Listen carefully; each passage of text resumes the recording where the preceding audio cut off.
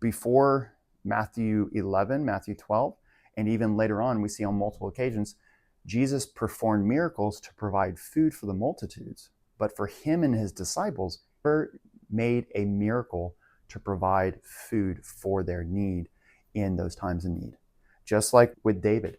David didn't go and perform a miracle to provide food and substance for him and his fighting men.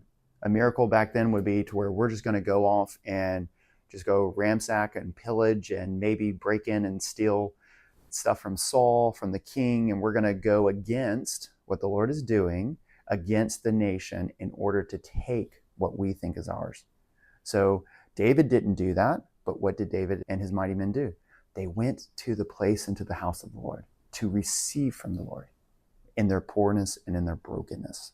We see the same continuation with Jesus and with his disciples. Jesus constantly went to the Father in prayer and in his word and in comprehending and understanding his word for his substance for the day.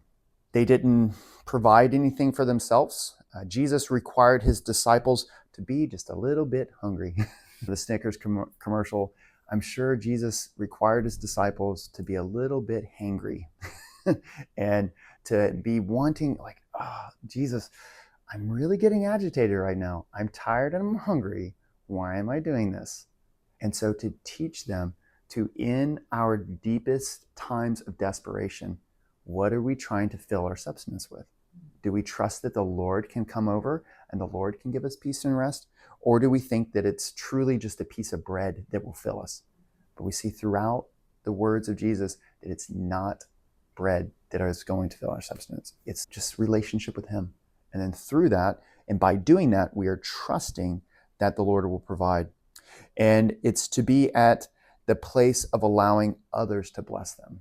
Being at the place, they had to oftentimes, many times, be at a place to where they were willing to and they were okay with just spending time in fellowshipping with others. Not to fill and to fulfill their needs in their strength, but allowing the Lord through different obscure ways many times, allowing the Lord to fulfill their needs through different ways. Matthew chapter 10, verse 10 is a really good, really neat, interesting piece with this. This is when Matthew 10:10, Jesus is sending out his disciples to go and to do. And Jesus tells them, verse 9, provide neither gold nor silver nor copper in your money belts, nor bag for your journey, nor two tunics, nor sandals, nor scarves, for a worker is worthy of his wage.